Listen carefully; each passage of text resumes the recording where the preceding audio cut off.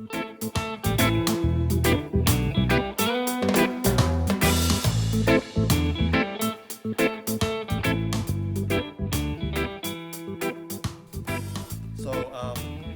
as a veterinarian, I never thought I'd be working on marijuana, but here I am. And there are pet health aspects to marijuana as well as human health aspects. So thanks for all of you for showing up for this. Obviously, it was a good move to put this on the last day to keep people here. And interesting session we hope you have today. And I'm pleased to kick it off, and I'm really pleased to be part of it. And I look forward to hearing from all the others as we ourselves are learning how to regulate this industry that is indeed quite new to us. Okay, so we have kind of a mix, but our Center for Environmental Health, many of you know that we're responsible for a lot of the regulatory programs in public health. We do food and drug safety, medical device safety, so we already inspect manufacturers of those commodities. We do radiation safety, both in health settings as well as commercial uses of radiation, as well as Department of Defense base closures, nuclear emergency response planning, medical waste we do. So we have a large spectrum of programs. And so for this one, which is a completely new area for us and a new product, we're leveraging a lot of what we already do, especially in the food and drug program. So we have a lot of experience with that, and this production will and manufacturing oversight will parallel a lot of that. So I'll talk about that a little bit during our time this morning. And also, in addition to kind of how we got here, I'll talk a little about what the roles of the different state agencies are, including ours. Of course, I'm going to focus on public health, but I don't think there's anybody here from Food and Ag or the Department of Consumer Affairs or pesticide regulation. So I'll touch on those a little bit. And if there is anybody from those, correct me, because I'm not an expert in what those agencies are doing. But I'm really going to focus on what we're doing in public health, which is manufacturing of cannabis, and it's just one segment of the industry. And I will focus on the medical cannabis laws and how we've been implementing those. But I'll also touch on Prop 64 and the adult use and some of the differences. The laws are very similar, but there are some important differences. So at the end, I'm going to throw in a few slides, and this has obviously been fixed, so it's a little bit better. You guys hear me okay, huh? There's a few slides I put in for this group specifically, and also to keep Heather's interest, because she's seen this presentation a few times, on hazardous materials and waste disposal. And I'll look forward to hearing from you all, maybe in the question and answer session, about some of the aspects of that we're not as familiar with in public health. All right, let's get carried on here, huh? Okay, so the national status after the November election is depicted on this slide, and the red circles are the ones that changed in the election. The dark green is those that have adult use as well as medical, and the light green are medical-only states. So you can see the tabulation of them on the left, and including District of Columbia, there's 29 jurisdictions in the nation that have some form of legalization. So in California, I think you all know that it's been 2 decades since the Compassionate Use Act was approved by the voters, which allowed for medical use of cannabis, pretty much unregulated other than at the local level. And that was that way for quite some time. Then legislation in 2003 added some components to the program. And for us in our department, that included the medical marijuana ID card. And many of your local colleagues are involved in your vital records programs, typically with issuing those cards at the local level. But the big things we'll talk about here are the last two, the Medical Marijuana Regulation and Safety Act, which was a set of 3 bills in 2015, and then there was kind of a cleanup bill in 2016 that established that program. And then, of course, in November was the Prop 64. So the last little blurb I put on here is from the governor's budget in January.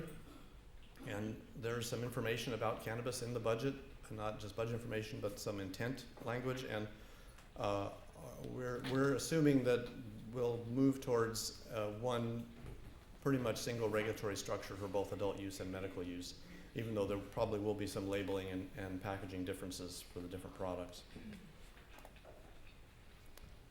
I think I'll skip that because I just talked about it. The main thing two things happened in 2016 with that cleanup legislation. One is the name was changed from medical marijuana, you may have seen it on the previous slide, to medical cannabis regulation and safety act. So from now on I'll say MCRSA, and that's what we refer to that as.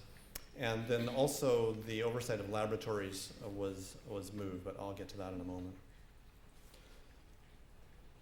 So this is how medical cannabis looks right now. And again, this is the medical side, and I'll call out Prop 64 differences as we get to them. Most of it's quite similar.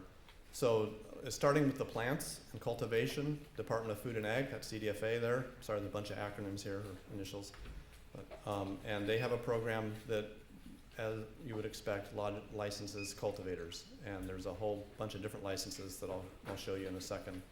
But they're also responsible for what's called the track and trace program. And this is basically a barcoded label on the product from plant to sale to retail, all the way through the process, from transportation, distributors, manufacturing, everything. And that's a computer system that will be tracking all of that. And CDFA is responsible for implementing that, although all of our agencies involved are helping with that. And they also are responsible for doing an environmental impact report, which again is the kind of on the whole industry. This includes all the things you would expect in a program EIR, ranging from air and water quality to soils to forestry and agriculture, transportation, the whole list of possible things that they'll evaluate. And so they're on track to do that, I believe, by the end of this year. So in Department of Public Health, our role, and this is the Office of Manufactured Cannabis Safety, OMCS, our role is manufacturers, and we'll get into more of that in a moment. And then the one on the right is the Department of Consumer Affairs, and I won't go into their initials, but they have one label of their bureau in the medical laws and a different name in Prop 64, so we'll just leave it at that. They're still sorting that out. But they're responsible for all the other licensed entities that are involved with this industry. And we'll get to those a little bit more in a moment. So these are the license categories, and I'm not going to go through them all, of course, but at least you can see how they're divided up between the three main licensing agencies, which are depicted on the left. So Food and Ag, CDPH, and Department of Consumer Affairs.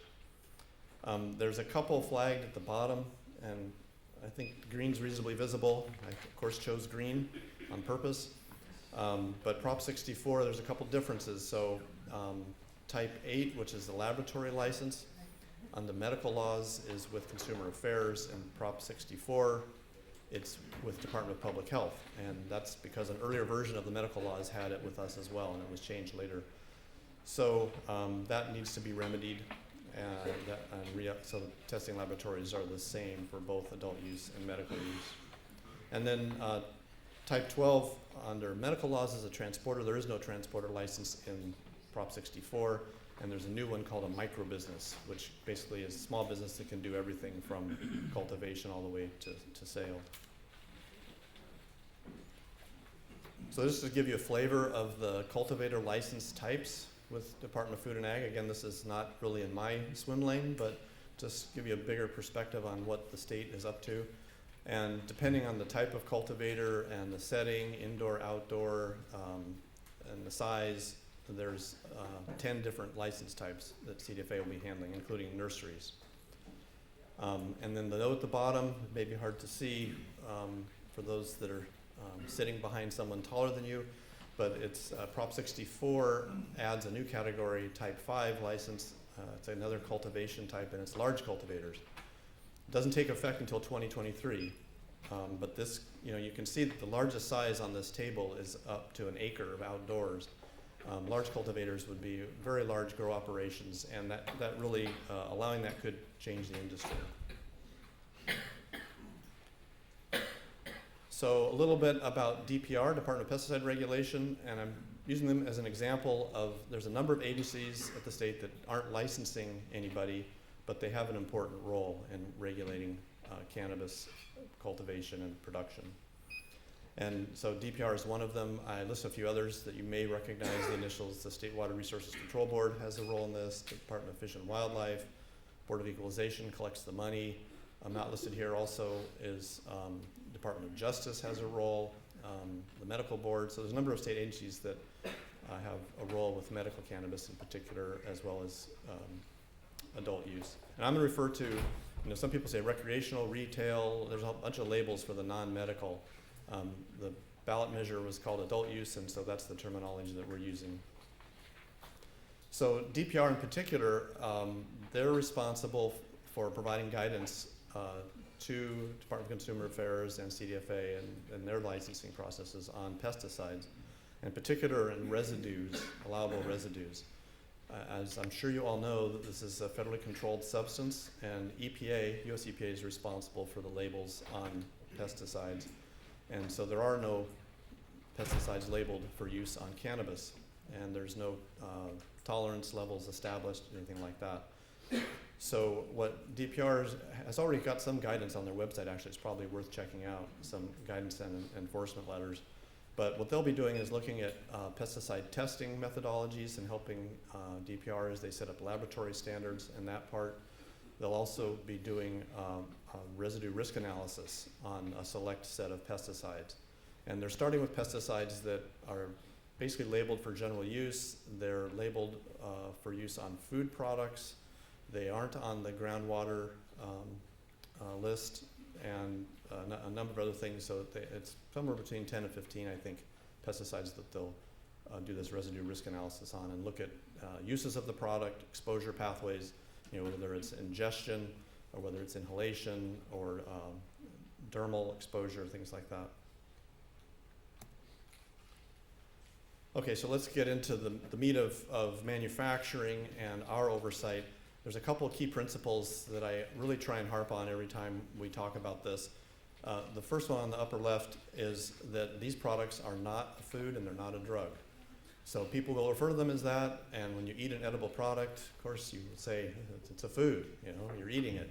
But legally, this is a completely separate commodity. It can't be a food or a drug. Our Food and Drug Branch is not involved with this at all. Sherman laws don't apply. Everything we're doing is patterned after that, as I mentioned earlier, but it's not a food, or if it was, it would be considered adulterated right out the gate. So another key principle is dual licensing, and I'll get to more of that in a moment, but the most important thing is that there has to be local approval of any cannabis business before a state entity can license them. On the lower left, we are responsible for everything pretty much from plant to sale. We at the state, not just CDPH. So our role of the manufacturing, but as I mentioned, the other agencies have roles, and there's no requirement for locals to do anything in the area of cannabis production. We'll get into some of the other aspects. There are as a local role, but locals can take it and run with it. You can set up your own licensing program. You can have ordinances. You can ban facilities in your jurisdiction. But we set the minimum standards, and then locals have to okay the business and can go further. So here's more on that dual licensing. There has to be some form, and this is in the medical law, okay? There has to be some form of local authorization, whether it's a license or a permit, or in some cases it can be a special letter. We have to get that documentation before we can issue a license, any of the we at the state, okay? Whether it's CDFA or us or Consumer Affairs. And again, local ordinances can be more restrictive than what we set as the state standards. The Prop 64 note at the bottom is that there's a little bit of a quirk in Prop 64 from our perspective. It doesn't require documentation of local approval to be submitted for licensing to the state. So that's kind of a de facto that it doesn't necessarily have to be approved locally. So we're working on that one as well, trying to align correct the differences. So this may be the most useful picture of how the industry roughly is operating and set up, and also where our licensing occurs. So the cultivators is where it all begins. CDFA licenses them. And then that may go directly to a manufacturer, or it may go to a distributor and then to a manufacturer, or may not have any manufacturing involved, just go from a distributor to a dispensary, and you can see all the possibilities here. So then all of the white labels there are licensed entities under the medical law, including transporters. The testing lab has to be completely separate. There's the medical law, there's limits on vertical integration. So, a cultivator and a manufacturer can also be a transporter, and there's some that can have 2 licenses, but no business can have a license across all of these entities. In Prop 64, that's not the case. There's no limit on vertical integration of businesses, with the exception of the laboratories. Laboratories also always have to be separate because they're doing quality control activities. So for CDPH, the manufacturing part, our 2 license types are basically divided by the type of extraction and solvents used for the extraction. So type 7 is the volatile solvents. That's the more challenging of the 2.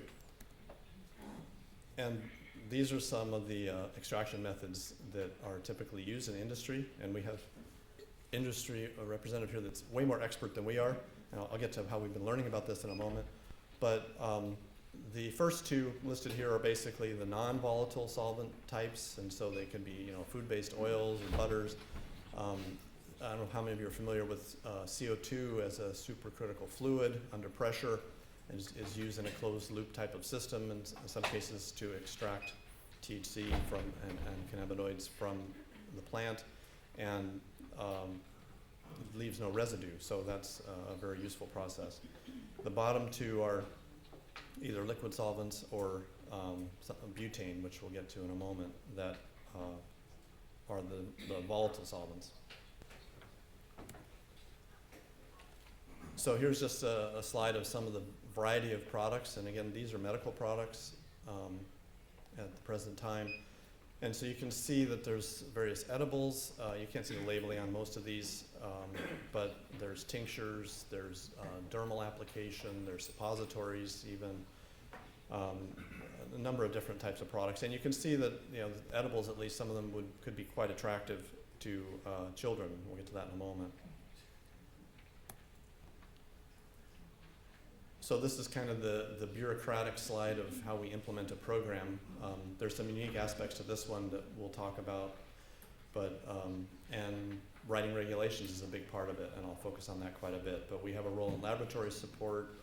We have a role in establishing, of course, the processes and procedures for manufacturers is probably the most important part. So don't worry about the details on this at all. Just wanted to convey that in the past budget, the prior year budget, just to do medical cannabis, and we estimate there'll be about 1,000 manufacturers. We get some numbers from industry, we extrapolate from Colorado, things like that. We're going to phase it in over 3 years. We're right now writing regulations. We've actually written them for the most part, but they won't be public probably until the end of March for public comment. And then we'll really ramp up the program with field staff and inspectors and things like that beginning in 2018.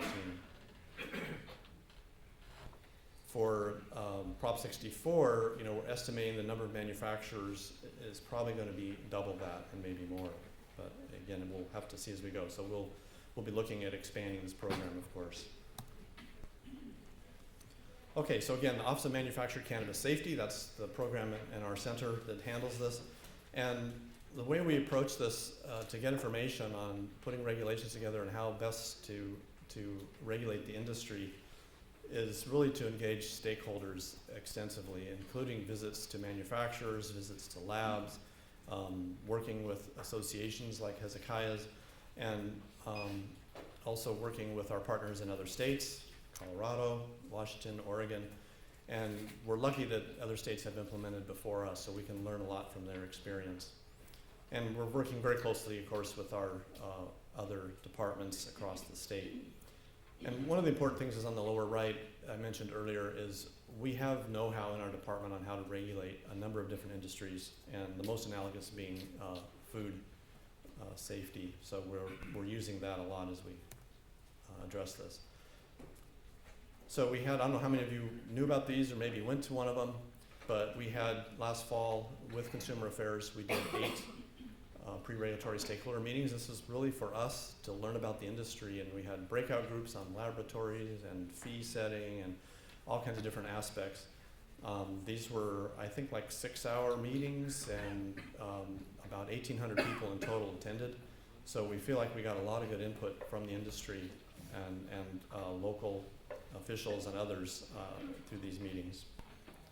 And at the end, I'll show you some context stuff too. We are open to input all the time.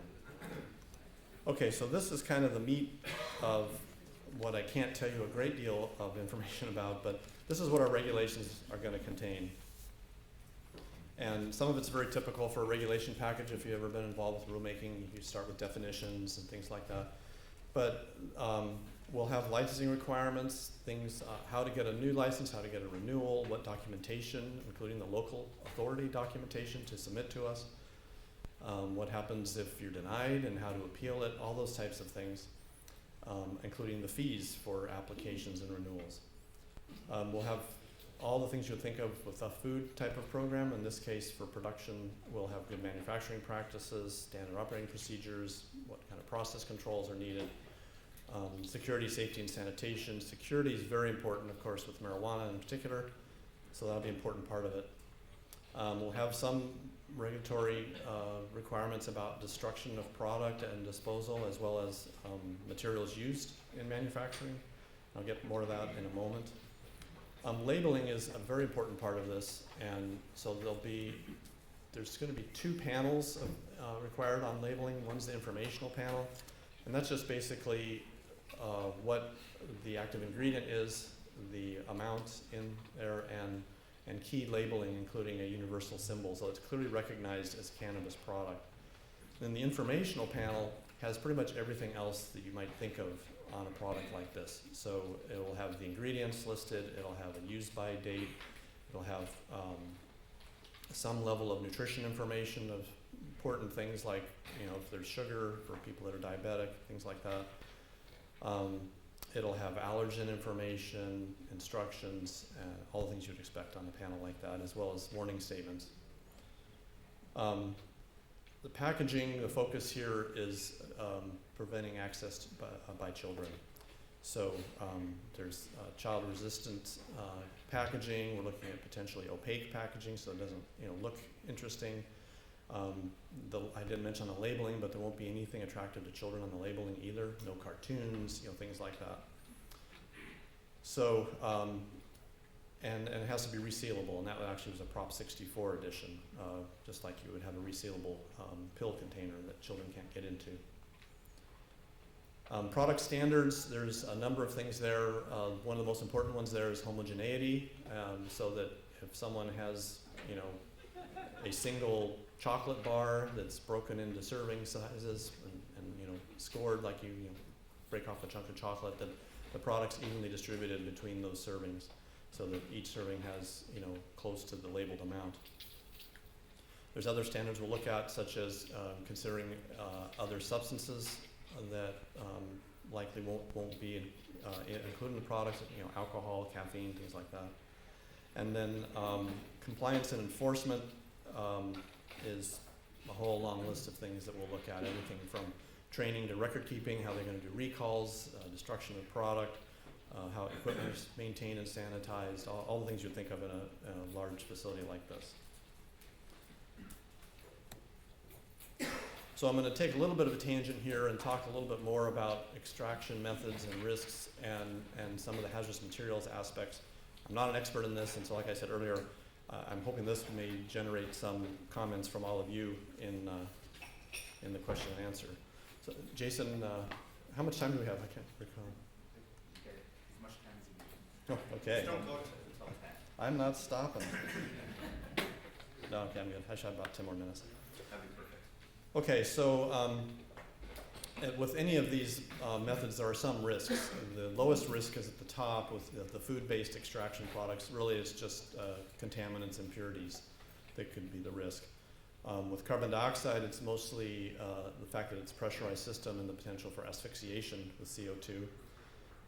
And so most of this is focused on the volatile solvents, and some of which can be explosive, some of which have chemical hazards and risks for exposure and occupational risks, and of course they also can have impurities.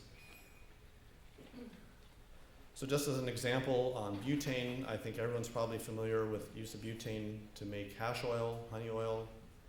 Everyone raise your hand. Yeah. No, I'm just kidding. This little snippet from an article is from 2015. It's a USA Today article about alcohol, tobacco, and firearms issued a warning about the use of butane. And I believe in Colorado they had quite a number of explosions. We've had them in California too. I think it's actually improved somewhat since then as newcomers to industry have learned more about how to use this properly and maybe do more than just get their instructions off the internet. But anyways, that's the primary concern with butane is explosiveness, but there's also potentials for asphyxiation, suffocation, other hazards.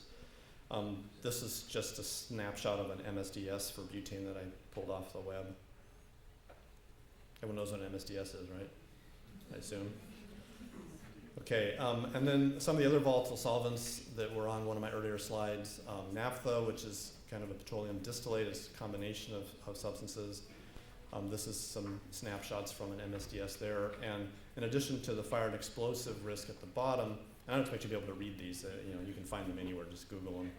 But there's also other health hazards, and acetone in particular is known to be mutagenic, and so there's hazards for potential carcinogens or reproductive toxicants. There's just skin exposures and irritation, inhalation risks. So there's a number of potential acute as well as chronic health effects, in addition to the need to store flammable materials properly and other things. Wearing personal protective equipment will be an important part of handling these and having proper ventilation and things like that. And then on the waste disposal side, our regulations will address waste management, and it'll be disposal not only of these materials used in production, but also of waste cannabis. And that's what these photos depict, as some pictures of waste cannabis. And it basically will probably need to be unusable and unrecognizable, and usually that's mixing it with other waste, but there's other ways to handle that.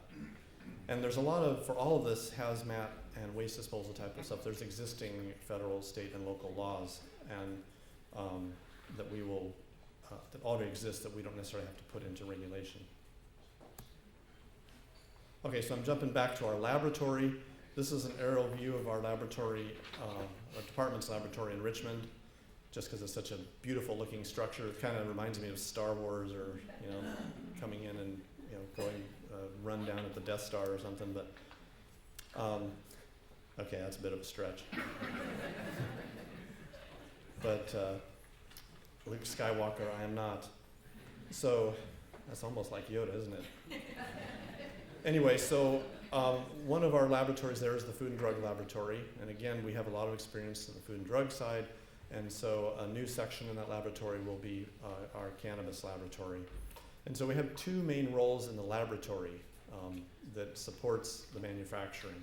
The first one is we're helping Consumer Affairs, who I mentioned earlier will be the licensing entity. They'll be licensing third-party testing labs that will be doing the bread and butter work out there for the industry. And so we're helping them because Consumer Affairs isn't really experienced with laboratory work. So we're helping them develop regulations, and that includes standards, methods, employee training, quality control, the whole 9 yards.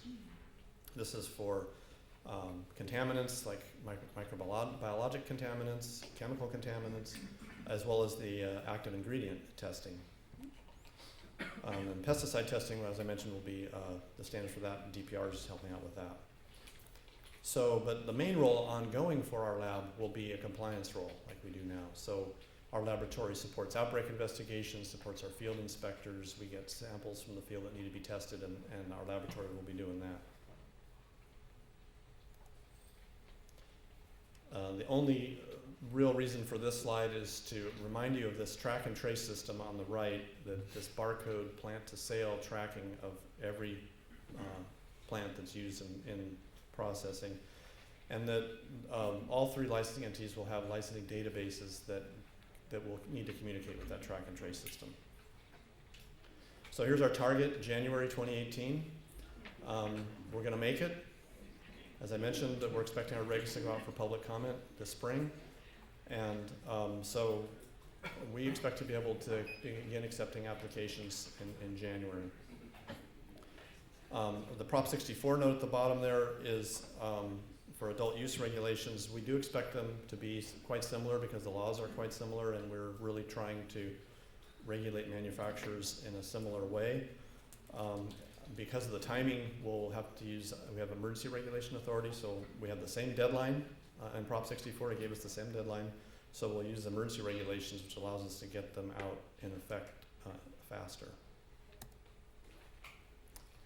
This is a slide I've used a few times that Heather and her ad hoc committee have helped compile a bunch of questions from the environmental health directors, CCDEH. And I think some of them may resonate with everybody here. They're just kind of lumped into categories. There's, I think, 3 or 4 pages of questions, and more keep coming. But the first one is questions about dispensaries. What's allowed in terms of location, hours, et cetera, et cetera. And some of that will be done by the Department of Consumer Affairs, who licenses dispensaries. But most of this stuff on this item here is under local control. So you'll decide if they can even have a dispensary. You'll decide where it can be, the zoning, you know, how many, what the hours are, and things like that. You, the big you, and not necessarily you in the room, right? We get a lot of questions about alternatives for retail sale and dispensing, and there are no taco trucks, so there are no restaurants that can sprinkle a little weed on your dinner, so those aren't allowed. I'm not to say people won't do it or try it. So dispensaries can deliver, but they have to have a brick and mortar location.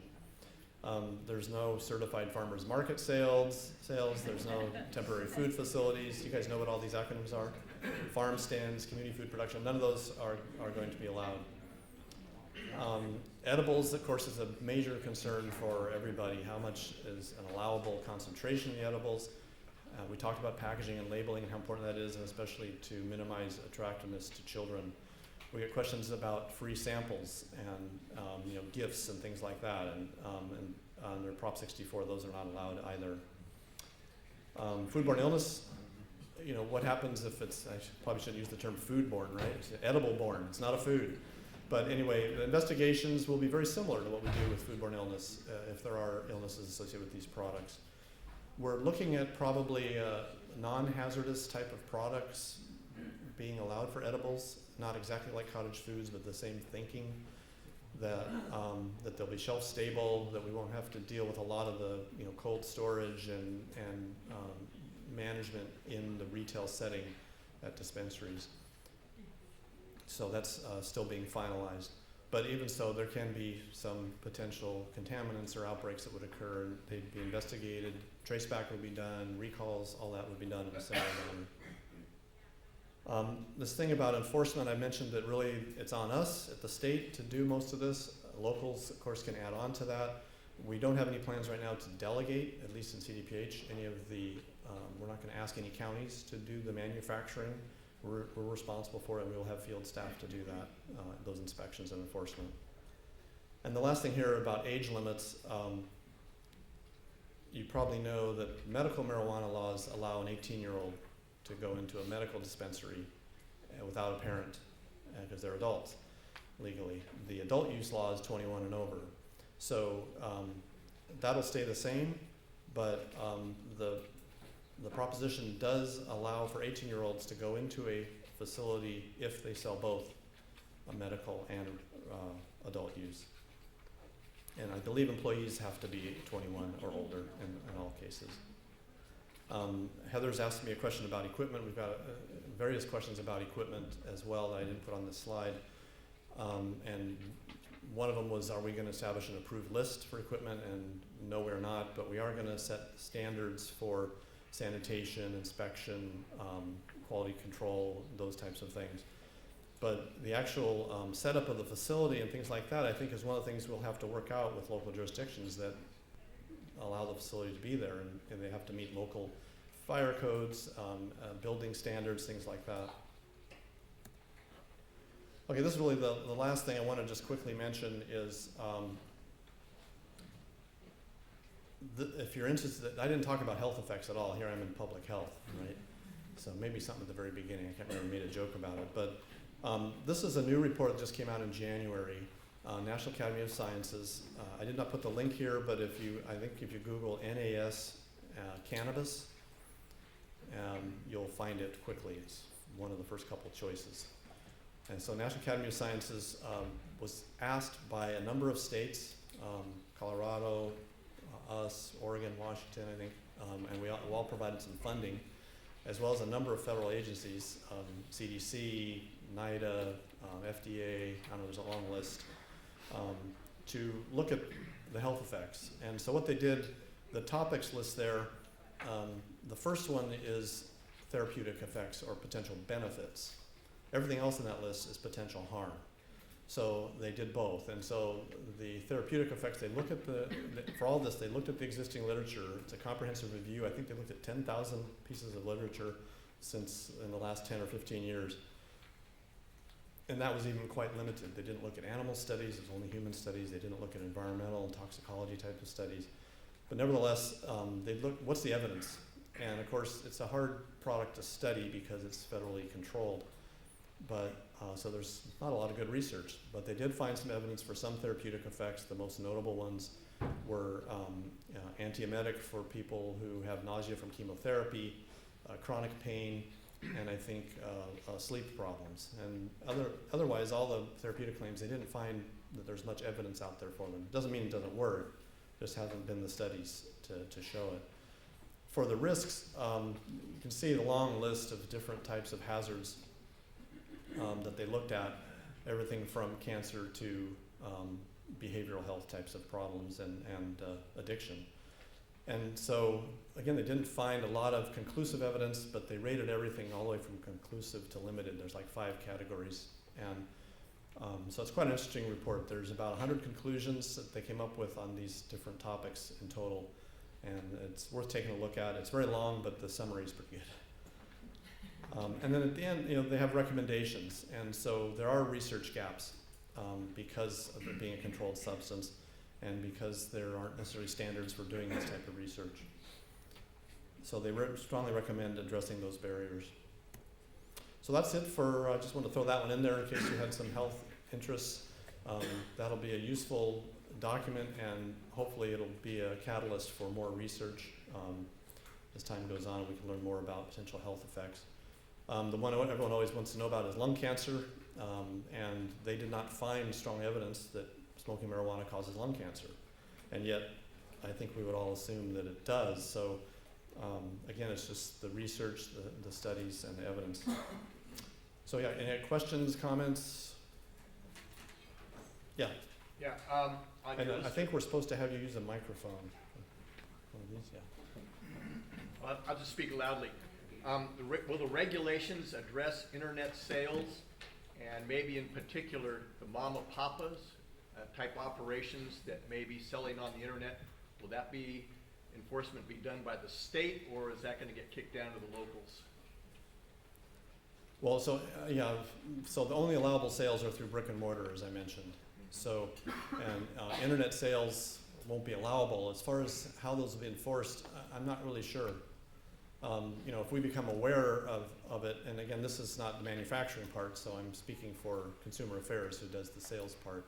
So I don't really know how they'll be looking at internet sales and how they will enforce any kind of illegal sale, whether it's the taco truck or internet or something like that.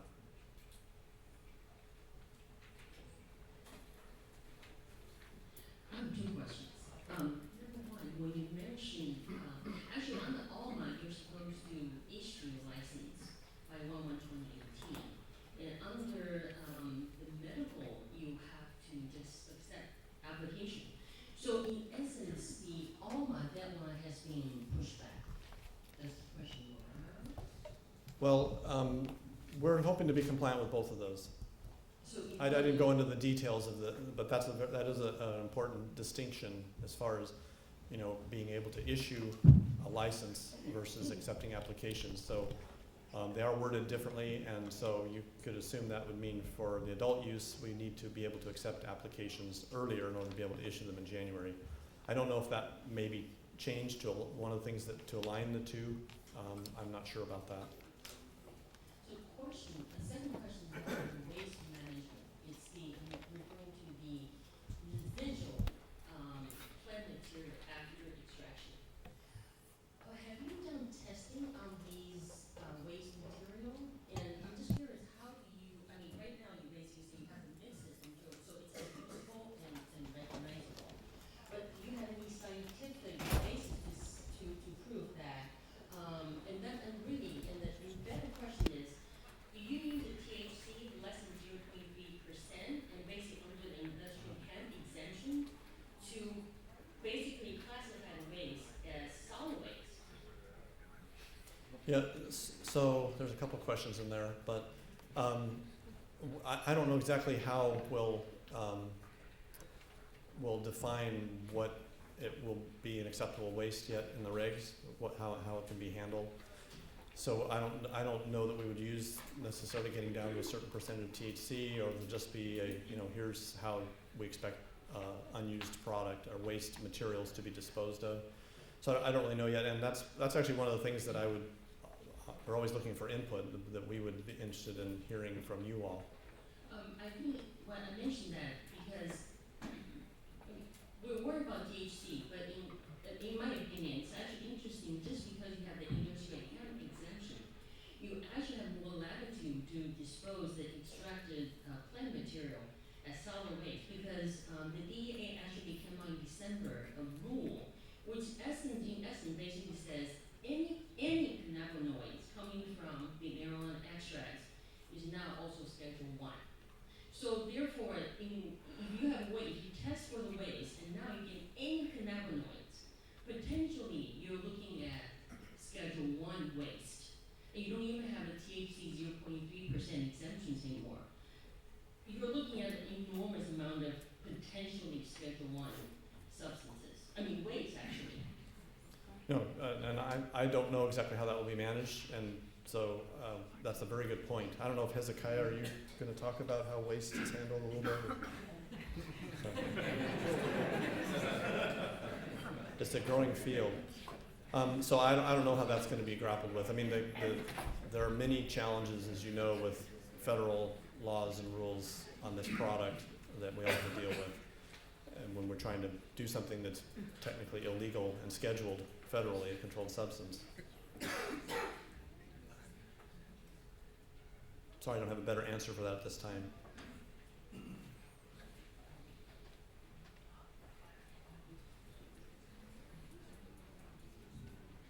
I'm just curious how local jurisdictions are handling the waste currently. I don't know, but that's a good question for our panel as we go along during the day. Yeah, I think that would be a good question for the afternoon, but it's not just from the manufacturers, it'll also be the waste from the recreational growers, right? The 6 plants that they can grow. And so how are they going to dispose of the plant material after they're done cultivating? It's going to go out the yard waste bin for Tuesday afternoon pickup.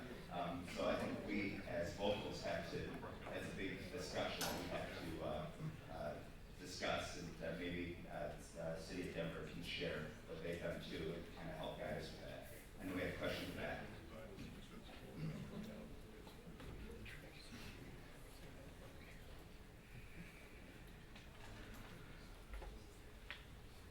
Ryan Daly, Sacramento County. So I know Jason just mentioned there'll be more content about hazardous waste disposal from the home growers, I guess you want to call them. But I guess my question for you would be, since we do have so many people at home growing their own plants because they can't get it anywhere at present, they're growing it, they're trying to deal with the same types of issues like rodents eating their plant, and they want to use fertilizers, they want to use pesticides. Are you aware of any guidance for the average Joe person growing those to try to protect themselves from these residues or things that they might be using? They go down to Home Depot and they're using their own pesticides to try to protect themselves from their own pesticide use and their own residues. Is there any just guidelines or any guides in any form that you're aware of out there for the average Joe person? So this is out of my lane a little bit, quite a bit actually. But I mentioned Department of Pesticide Regulation they have some guidance already posted on their website. I don't know if it's geared specifically towards home growing versus others. And they will be developing more guidance as part of that residue risk analysis that I mentioned. So I'm assuming that they will have some information on their website about which pesticides they think are likely to have the least residue and how they should be applied. And they're also, of course, helping to develop the residue standards for the product. But the scenario you're describing wouldn't be going to a testing lab and be tested. I mean, it's not a unique problem to marijuana, of course. You know, people use pesticides and chemicals around the house extensively, even if they're just afraid of spiders or something. So, you know, integrated pest management and getting that word out to homeowners, no matter what the use of a pesticide, it would be an important aspect of this too, I think.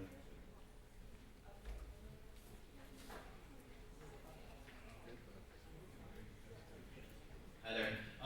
I was an ag inspector for 7 years, and just came into DTSC, but I can get you guys the link. There's an enforcement letter from 2016 that DPR put out, and basically it spells out all the open label stuff that one can use that would not be prohibited. In terms of rodenticides and controlling rodents, it was all about exclusion, glue traps, snap traps, things like that. Interestingly enough, DPR put out a enforcement letter this year, which defines cannabis as an agricultural product. And so they want to do that so that they will get pesticide use reporting. But when you said that they prohibited from selling at farmers markets, I was wondering, now that it's defined by DPR as an agricultural product, if that could, you know, change something on that. So I was just going to ask you. Yeah, thank you. And I think those enforcement letters are on DPR's website, right? Yes. Yeah, along with some of the guidelines that they've done. So thank you for that. Yeah, so as far as, you know, what Department of Consumer Affairs will allow for retail sales, as I understand, is pretty much what I described. And so regardless of whether it's an agricultural product or not, I don't think it can be sold in other settings other than a brick and mortar dispensary or retail location. I think we can all agree that cannabis, and Mark touched on it, is going to touch a lot of different state and local agencies. And to me, when I look at it, everybody has their, you know, fingers in, whether it's the recreational cultivation, manufacturing. It touches and crosses a lot of different state organizations and local organizations. So this is going to be a learning process for all of us. And so Absolutely. I thank Mark for speaking this morning. He'll be here to answer more questions if they may come up when other speakers present this morning, this afternoon. So thank you, Mark. Thank you.